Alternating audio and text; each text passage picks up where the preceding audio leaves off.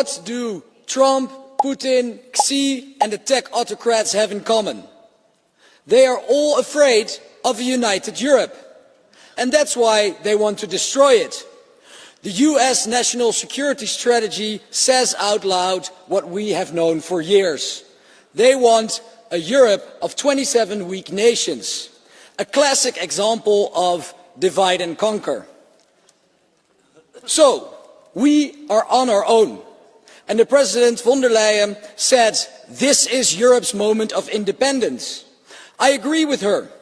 So, European Prime Ministers, this is one of the most important European Council meetings in years. Face reality and do what's needed. Use the frozen Russian assets and give them to Ukraine.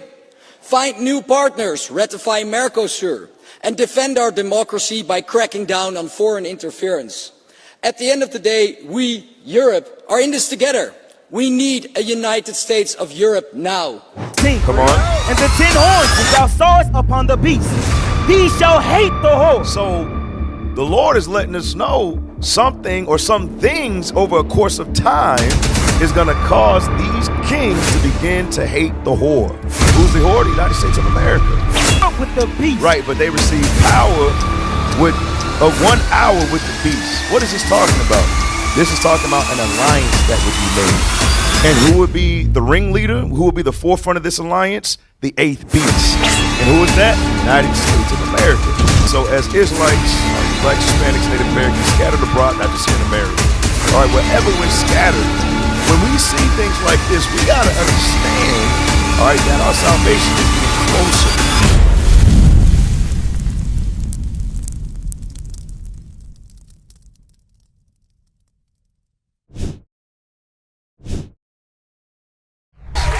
All right, so we're going to get right into it. We're going to get right into it. So as you know, the U.S., a.k.a. U.S. and Israel war against Iran is still going on.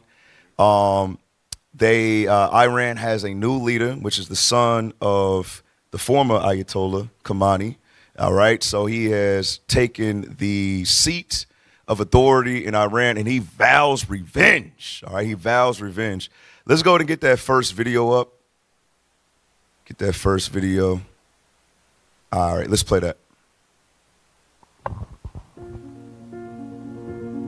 Can my reader read that?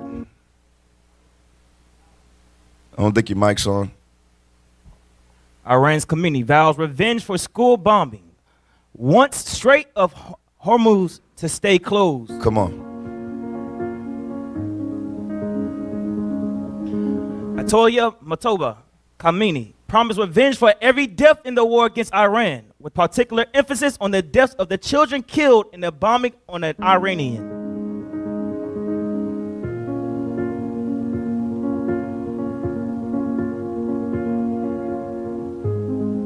Elementary school, in his first statement since replacing his father.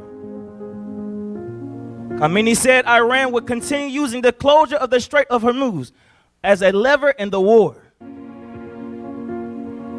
And remember, when it comes to the Strait of Hormuz, that holds 20% of the world's oil supply. All right, so that's not to be taken lightly. All right, play on. The key oil passage has remained shut off, and Iran has reportedly laid mines there, driving up global oil prices. It crossed $100 a barrel again Thursday, and creating a particularly difficult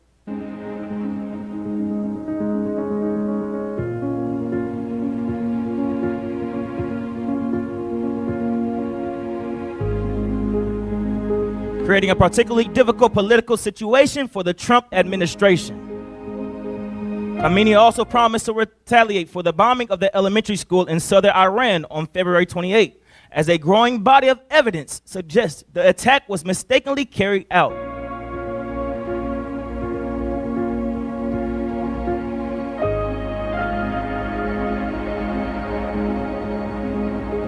Mistakenly carried out by the U.S. military while targeting a nearby Iranian Revolutionary Guard Corps compound.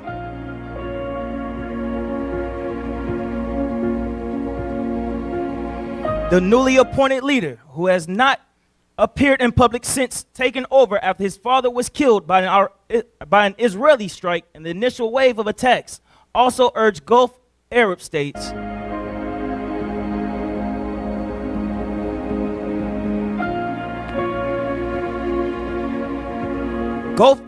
that house U.S. bases to shut them down as soon as possible, and threatened to open other fronts in the war.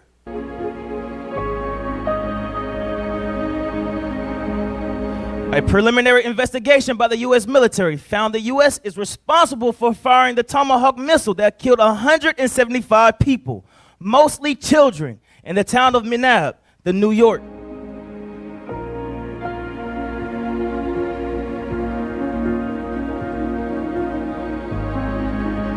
The New York Times reported Wednesday, citing unnamed people familiar with the report.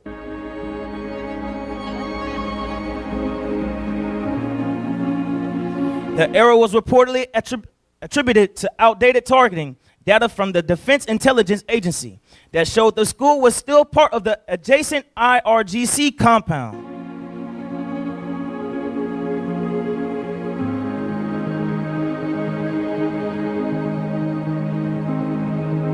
Trump, who initially blamed Iran for the strike, told reporters Wednesday, I don't know about it, when asked about the military's findings.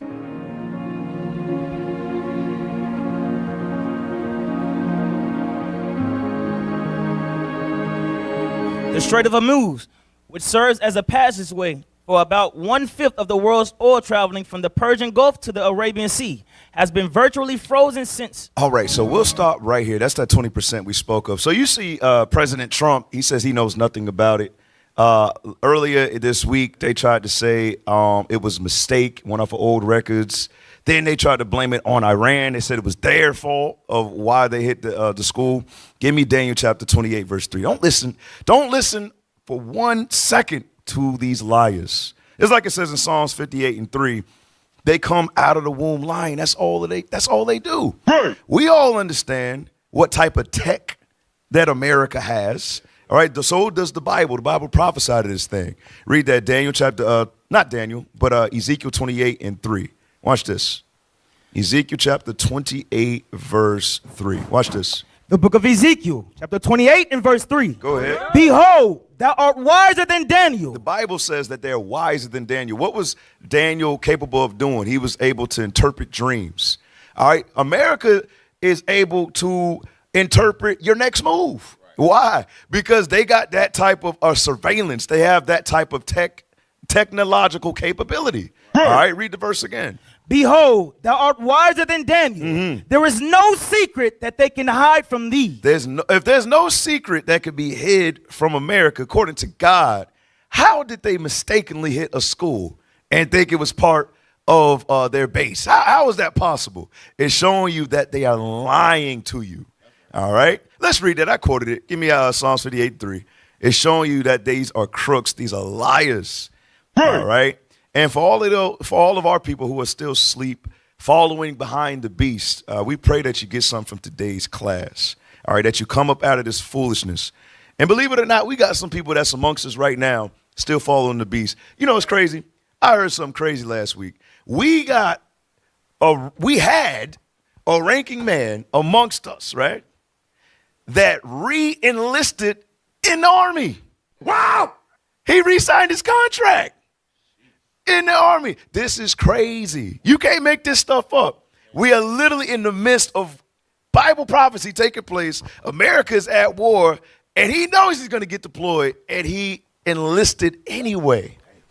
Just to show you, everybody that got down that purple and gold is not in the right mindset. Right. Is not in the right mindset. And also, hey, what's around the corner? Passover's around the corner. All right, the Lord. Let's give it up for the Most High, man. The Lord's Passover is right around the corner. All right. Now, if you've been in the truth for a little bit, you already know what normally happens around this time of year or this season. You understand? Purging begins. You understand? People that's been a little distant, or you never know, you could get surprised. But people start dropping. Why? Because we got to remove what? The leaven. If we want the Lord to bless us, some people got to get moved out the way. All right, so we're going to go over some stuff, but we're dealing with this right now. Give me that Psalms 58 and 3. Watch this. The book of Psalms, chapter 58 and verse 3. Come on. The wicked are estranged from the womb. They go astray as soon as they be born, speaking lies. That's what they do since the beginning. That's what they do. All right. So this is what we about to do, man. We're finna get right into it. So we're going over the beauty and the beast. All right. We'll give you a little bit of today's class. All right. But we're going to switch gears as well later on. So give me Revelations 13 and 1. We start right there. All right. Revelation chapter 13 and verse 1. Let's read that. The book of Revelation, chapter 13 and verse 1. Go ahead. And I stood upon the sand of the sea and saw a beast rise up out of the sea, having 7 heads and 10 horns. Right, having 7 heads and 10 horns. Help me out, IT. Let's get those 7 heads and 10 horns up on the screen. All right, so read that again from the top. Watch this. Revelation chapter 13 and verse 1. And I stood upon the sand of the sea and saw a beast rise up out of the sea, having 7 heads and 10 horns. And upon his horns 10 crowns. And upon his heads the name of blasphemy. Right, and upon his heads the name of blasphemy. Because that's what they do.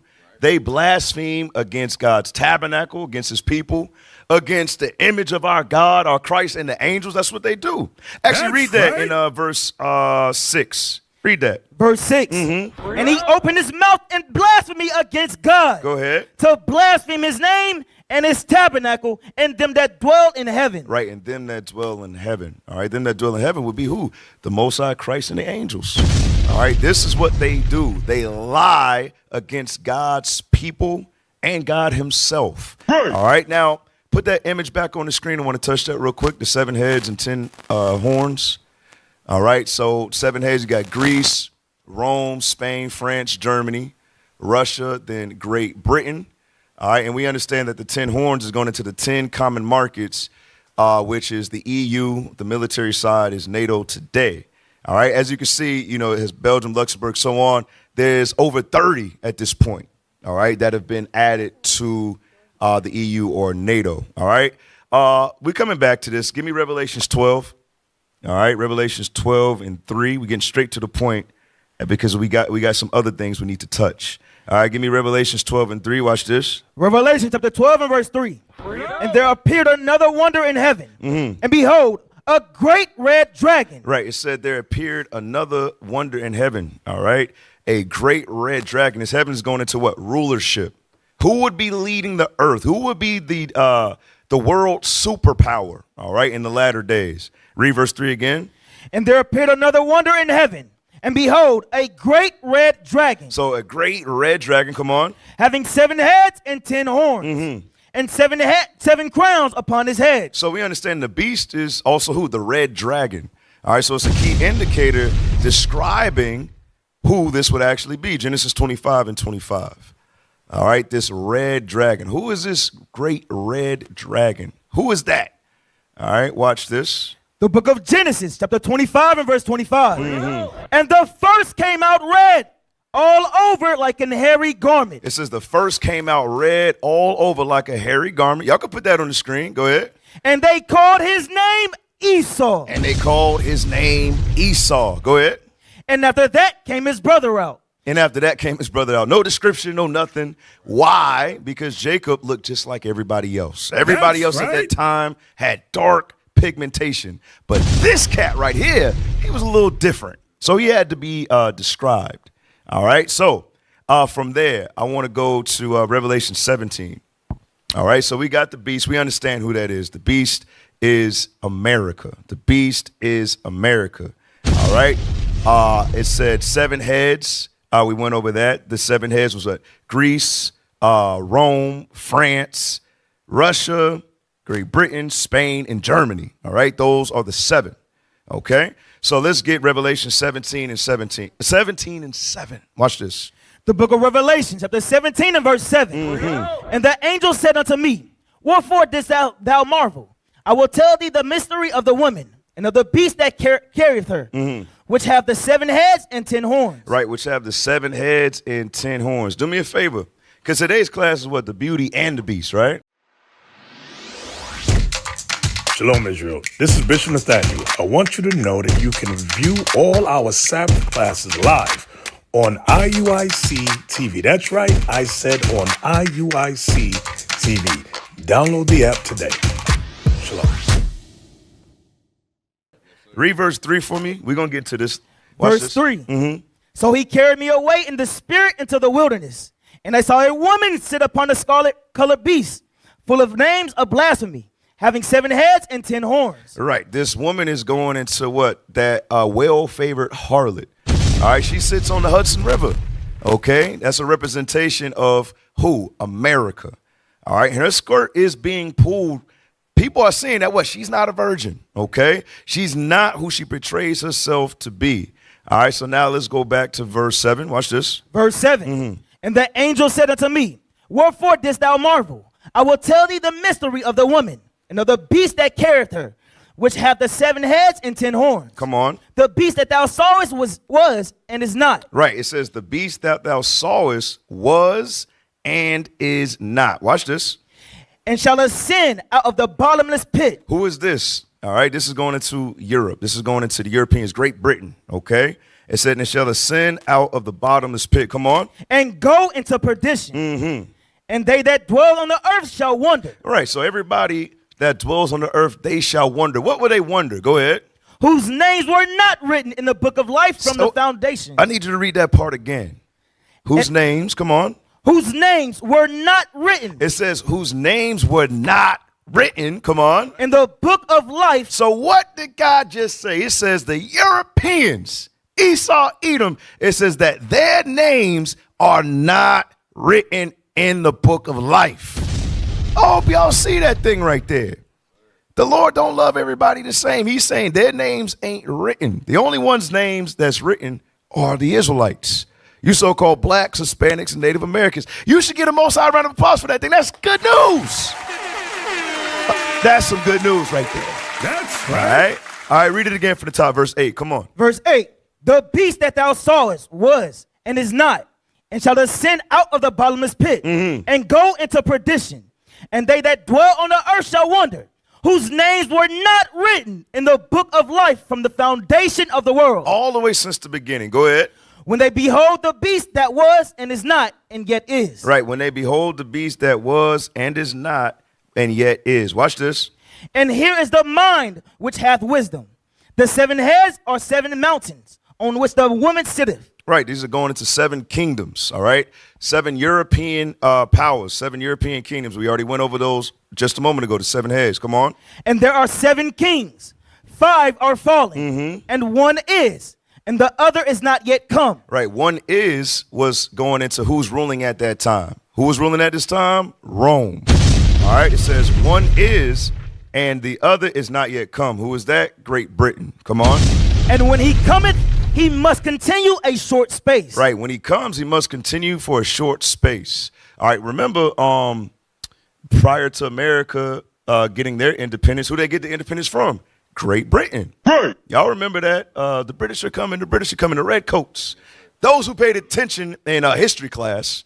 All right. That's what that's going into. That's all right. Let's right. read some more.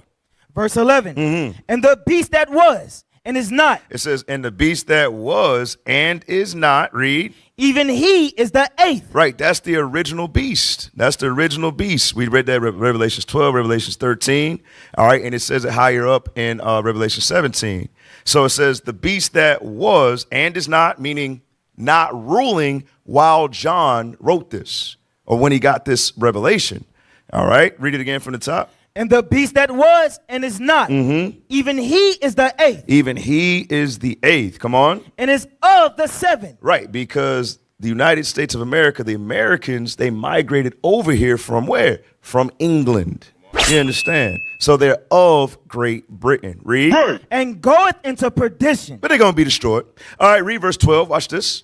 And the 10 horns which thou sawest are 10 kings, which have received no kingdom as yet. Right. So those 10 kings, remember, went into the 10 common markets known as EU and NATO on the military side.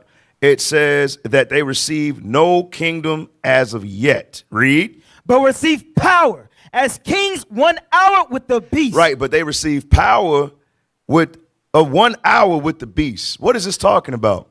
This is talking about an alliance that would be made. And who would be the ringleader? Who would be the forefront of this alliance? The eighth beast. And who is that? The United States of America. So let's get that next video. Let's get that next video. Let me see the preview. Make sure I got them lined. Yep, let's get this. Do me a favor. The formation of NATO and the Warsaw Pact. All right, let's play this. The guns of World War II had barely cooled when a new conflict threatened to rock Europe. This time around, it was the Western democracies, like Great Britain and France, and their ally across the pond, the United States, versus the Soviet Union and its communist satellites. These two sides each formed their own security agreements to show they meant business. These were NATO and the Warsaw Pact. After the war, the Soviet Union began to flex its muscles, installing communist governments in Eastern Europe. In 1948, the USSR toppled a democratic government in Czechoslovakia and then cut off supply routes to West Berlin. The United States and its Western European allies began to get nervous. Do you see what's going on over there with the Soviets? We don't like that, okay?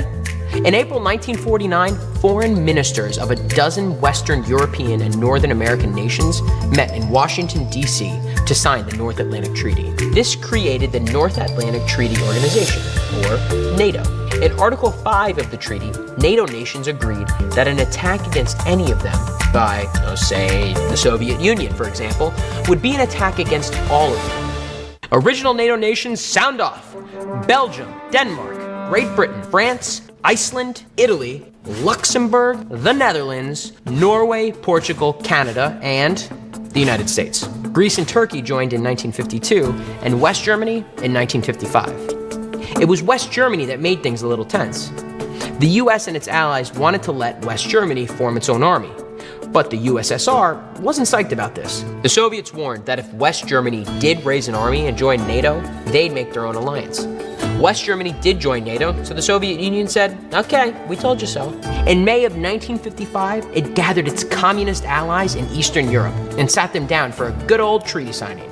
That treaty was the Warsaw Treaty of Friendship, Cooperation, and Mutual Assistance, or the Warsaw Pact. They called it the Warsaw Pact because it was signed in, wait for it, Warsaw. Warsaw Pact nations roll call. Poland, Czechoslovakia, Romania, Hungary, Albania, East Germany, Bulgaria, and the Soviet Union. In 1968, Albania left the pact as the country became more closely aligned with Communist China. Like NATO, Warsaw Pact member nations were bound to come to each other's defense if attacked by an outside power. It also established a central military command, putting the Soviet Union firmly in charge. The Soviet Union also used the pact to keep its members in line. Popular uprisings in Hungary, Czechoslovakia, and Poland were all squashed by the Soviets. NATO and the Warsaw Pact. These were the players in the Cold War, facing down each other like two wary nuclear-armed gunfighters, each waiting for the other to flinch and knowing that war between them might mean the end of the world. And they would stay that way till 1991. When the Soviet Union disbanded, so too did the Warsaw Pact. All right. So what do we see? We see that the Bible, it comes to life. All right, it's prophetic, and then over a course of time, it comes to life. All right, prophecy. All right, so let's go back to Revelation chapter 17 and let's get 12 again. Watch this.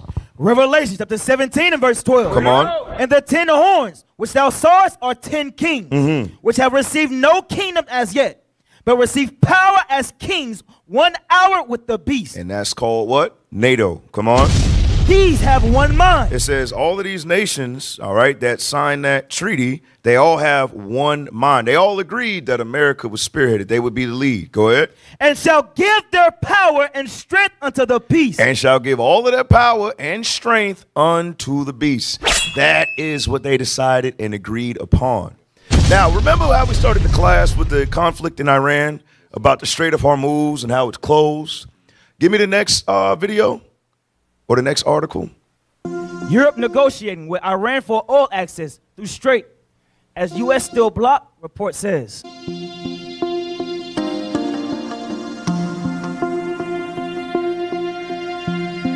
France and Italy have reportedly opened talks with Iranian officials in the hopes of negotiating a deal to allow their vessels through the Strait of Hormuz after a week-long standstill in the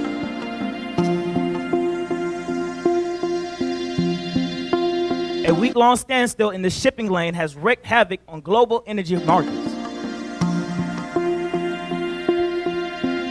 The two nations, both of which have seen spikes in the price of gas, are looking to open talks with Tehran, unnamed officials told the Financial Times.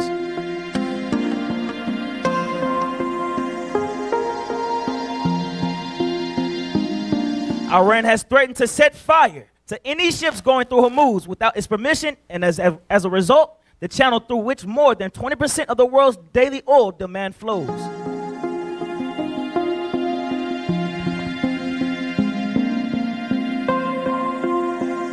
Has been at a virtual standstill. Mojtaba Khamenei, who was named as Iran's new supreme leader after his father was killed in a U.S. airstrike, said in a message on Thursday that he would keep blocking the strait. All right, so you can take that down because we went over that a moment ago. So now you see European countries, they're trying to negotiate because they're like, nah, we ain't trying to suffer. We ain't trying to go through this. This is your war, Trump. They don't want nothing to do with that. Let's get the next one about Germany. All right, war divides NATO. All right, let's play that.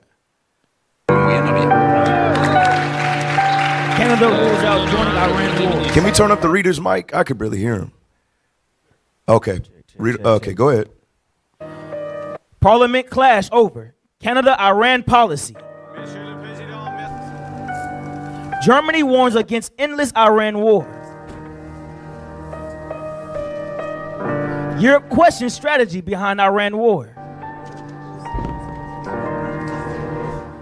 Canada's parliament erupted into a heated debate as Prime Minister Mark Carney declared that Ottawa would never take part in military operations against Iran, even as tensions from the US-Israel strikes on Tehran continue to ripple across global politics. Carney said Canada supports efforts to stop Iran from obtaining nuclear weapons, but stressed that the country will not participate in United States offensive operations. Mr. Speaker, thank you for this opportunity. Canada's policy is clear. Canada supports the need to stop Iran's nuclear program and the export of terrorism. Canada is not participating in the United States offensive operations and never will.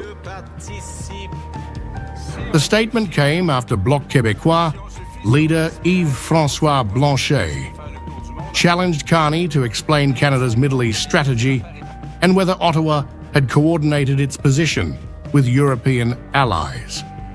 Carney said he had spoken with several G7 leaders, including French President Emmanuel Macron, Japan's Prime Minister, and US officials, and planned further talks with UK Prime Minister Keir Starmer and Italy's Giorgia Meloni. Meanwhile, in Europe, German Chancellor Friedrich Merz raised concerns about the widening conflict during a joint appearance with Czech Prime Minister Andrej Babiš. Merz said Germany shares some of the goals of the US and Israel, but warned that more questions are emerging as the war continues, particularly over whether there is a clear plan to end the conflict. The United States and Israel have been at war with Iran for over a week. We share many of these goals, but with the day of war, more questions arise. We are particularly concerned that there is apparently no common plan on how this war can be swiftly brought to a convincing end. Meanwhile, we are witnessing a dangerous escalation. Iran is indiscriminately attacking states in the region, including close partners and allies of our country. We condemn this in the strongest possible terms. These attacks must stop immediately. Merz warned that Germany and Europe have no interest in an endless war or the collapse of Iran's territorial integrity, saying such a scenario could destabilize the region and affect global security, energy supplies, and migration. All right, so you can take that one down for the sake of time. So you see Europe, hey, They say that they, support the motive behind it, all right, to destroy Iran's nuclear capabilities. But at the end of the day, they also see the negative effect in regards to the oil as well. They don't want to drag it on. They're talking about other some of their other allies that are in the Persian Gulf region are now getting bombed. They don't like that. So you can see they're not being quiet about it either. All right, so you had Germany speak up. Let's get the next one. I think it's France, if I'm not mistaken. No, Spain. It's Spain. Spain is the next one. Which one is this? That's Greece? Okay, Greece. All right, let's get it.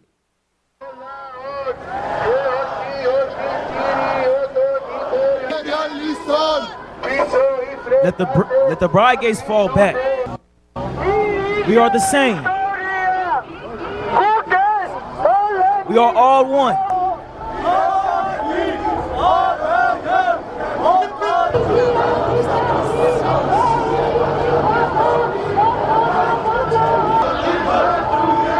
All right, so let's take this one down. Let's get Spain next. So that was Greece. Now let's get the one with Spain. Should be a news article.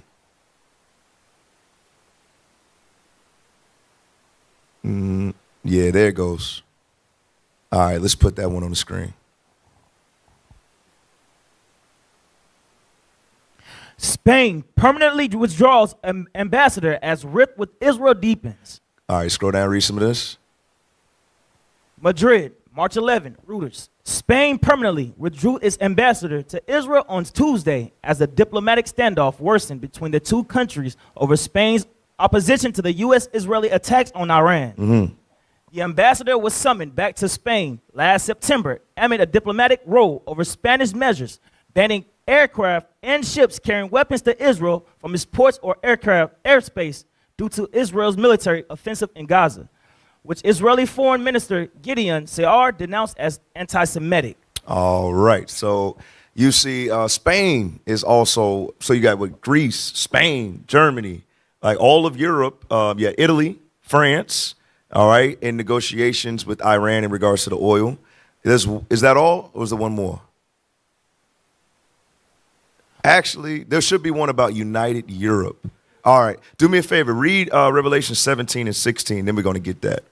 All right, watch this, Revelation 17 and 16. So what we read earlier is that all of these kings, all of these kingdoms, they all agreed to give their power to the beast. Hey. All right, who's the beast? The United States of America. But as you can see, things are changing. All right, so when we see this, give me Romans 13:11 real quick, actually. All right, so as Israelites, all right, the blacks, Hispanics, Native Americans scattered abroad, not just here in America, all right, wherever we're scattered, when we see things like this, we got to understand, all right, that our salvation is getting closer. All right, read what you got. Romans 13 and 11, come on. The book of Romans, chapter 13 and verse 11. And that knowing the time, that now it is high time to awake out of sleep. Right, now is the time to awake out of sleep. And I don't think a lot of us recognize what the Feast of Passover is about.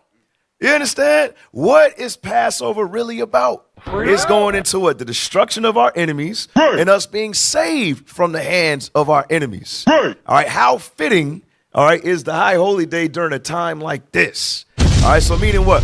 We got to understand, hey, we got to increase our focus. All right, we got to buckle down. We're in the midst of war. All right, so our mind shouldn't be other places. Say what you said. You say it well. All right. You know what I'm talking about. Yes, sir. So there's a quote that Deacon Joshua has said last Sabbath. He said, the prophecy should move us to correction, and it's not for our entertainment. Right. It's not just for our entertainment. Exactly. Excellent. All right. Shouts out to Deacon Joshua out there in Phoenix, IUIC Phoenix. All praise. All right. So read that again. Romans 13:11. Come on. Romans chapter 13, verse 11. And that, knowing the time, that now it is high time to awake out of sleep. For now is our salvation nearer than when we believe. Right. Our salvation is nearer when we first believe, when we first came to the knowledge. All right. Things are escalating rather quickly. All right. Things are escalating rather quickly. And this conflict is something to keep our eyes on, family. All right. From there, let's go back to Revelation 17. All right. Now let's get verse 16.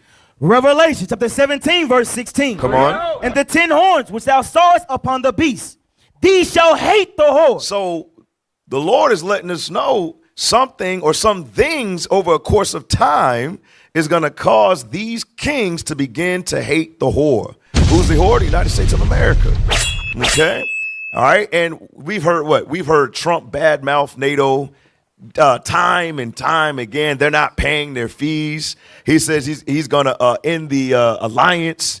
All right. He's very prideful. Now you got this situation. They say they don't want to be drawn into a long war. All right, they're thinking about the ramifications in regards to the oil prices, destabilization in the region. All right, so they're thinking long term. Okay, read that verse again. And the 10 horns which thou sawest upon the beast, these shall hate the whore, and shall make her desolate and naked. Right, and shall make her desolate and naked. How are they going to do that? With intercontinental ballistic missiles. That's how they're going to achieve that.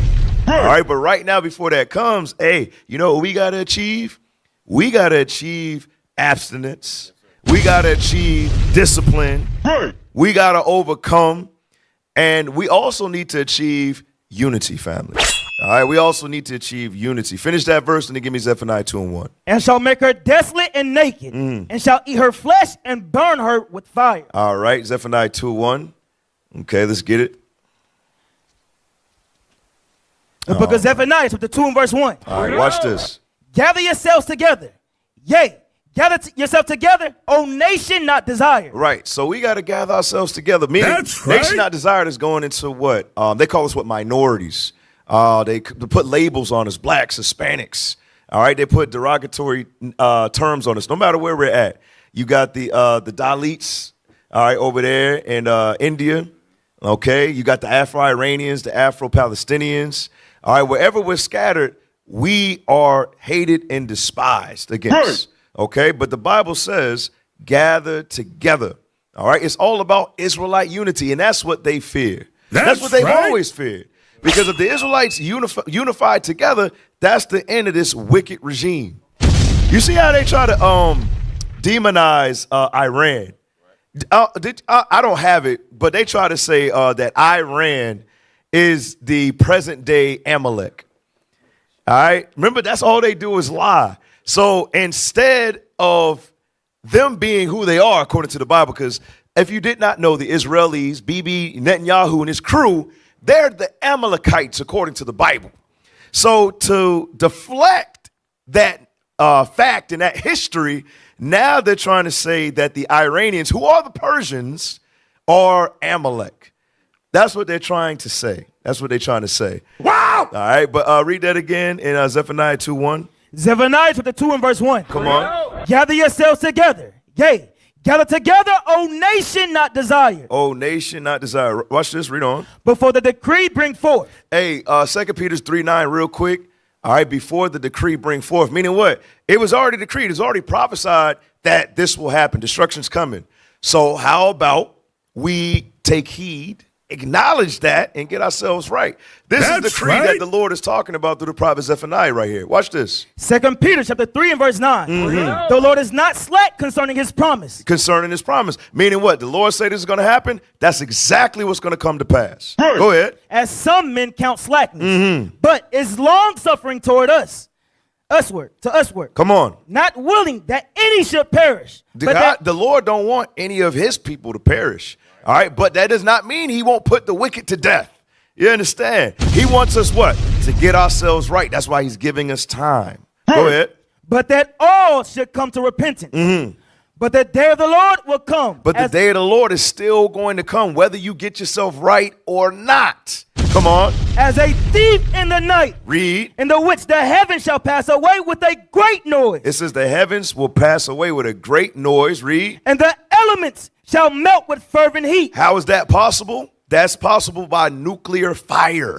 All right, go ahead. The earth also and the works that are therein shall be burned up. They shall be burnt up. Come on. Seeing then that all these things shall be dissolved, what manner of persons ought ye to be? Right, that goes into what Deacon Yahshua's point. What manners of person should we be? Should we have the popcorn just watching? I mean, you can eat popcorn. Ain't nothing wrong with that. Popcorn ain't sin with some butter, a little salt. You understand? But if that's all you doing and you're not applying, that's when it becomes an issue. That's right. That's when it becomes an issue. This is not a time for us to kick our feet up. Now's the time to work like we never worked before.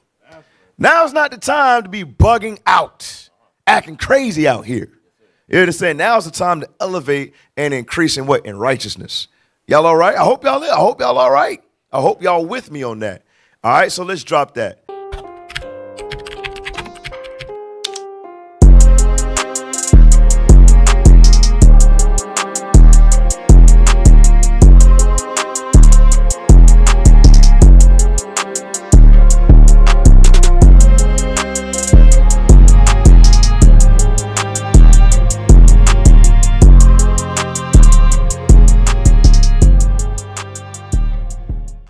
All right, let's go to you had something? Oh yeah, you can play that. Yeah. When he announced the offensive against Iran, the Israeli Prime Minister didn't just talk about perceived threats. Benjamin Netanyahu invoked Jewish history, drawing parallels with Jews rising up against Persian enslavement more than 2,000 years ago. My brothers and sisters, in 2 days we celebrate the holiday of Purim. 2,500 years ago, in ancient Persia, an enemy rose against us. So, as we know, we understand what Purim is about. Purim is about Esther and her uncle Mordecai, okay? Mordecai did not want to bow to Haman, who is an Amalekite, okay? The Amalekite, who is Esau Edom, wanted to not just kill Mordecai, but eradicate all of us, all of our ancestors. All right, so Hadassah, or Esther, all right, she was married to the Persian king. You understand? And the Lord put the spirit on her, all right, to change it, to move his heart to kill Haman so we could be free. That's the quick synopsis. That's quick summary right there. So what this guy is trying to say, that is trying to be us, he's trying to say that he's a Jew and that Haman is the Persians. Wow. Well, historically, that's historically inaccurate. Because if the Persians are now Amalek, who are the Persians? You understand? Because she said it at the beginning. Because Iran is present-day Persia. You understand? Play on. An enemy rose against us with the exact same goal of destroying our people. A day later, Netanyahu invoked scripture, describing the government in Tehran as Amalek, the ultimate enemy in the Old Testament, the enemy whose memory and existence must be erased. We read in this week's Torah portions, remember what Amalek did to you. We remember and we act. It's not the first time this reference you can take that is down. made. Now let's get the one with the 10 horns saying they need a United States. All right, let's get that. All right, play that one. What do Trump, Putin, Xi, and the tech autocrats have in common? They are all afraid of a united Europe. And that's why they want to destroy it. The US national security strategy says out loud what we have known for years. They want a Europe of 27 weak nations. A classic example of divide and conquer. So, we are on our own. And the President von der Leyen said, this is Europe's moment of independence. I agree with her. So, European Prime Ministers, this is one of the most important European Council meetings in years. Face reality and do what's needed. Use the frozen Russian assets and give them to Ukraine. Find new partners, ratify Mercosur, and defend our democracy by cracking down on foreign interference. At the end of the day, we, Europe, are in this together. We need a United States of Europe now, because that is the key to solving all the challenges of the 21st century. Thank you. All praises. That's some good stuff right there. All right, so what we can see, all right, the Lord is doing his job. It's time for us to do our job, right? That's right. All right, so all praise to the Most High. Across the earth, the prophets move. From city streets to distant lands, the message is the same. Israel must rise. Through every quest, every journey, the truth spreads. No border can contain it. No distance can silence it. Our nation lives in every moment. In joy, we celebrate marriages. In sorrow, we honor our dead. On the Sabbath, we gather as one. Families rejoicing together, bound by the commandments of God. Yet are we tried. From the stones in Kenya to the hatred in Montana, we endure as a soldier of the Lord. And still, the mission expands. On the airwaves, on the screens, in every nation under heaven, Israel's voice is heard. We build our communities. We raise our children in royalty. We restore what was broken. We clean what was defiled. We show the world who we are.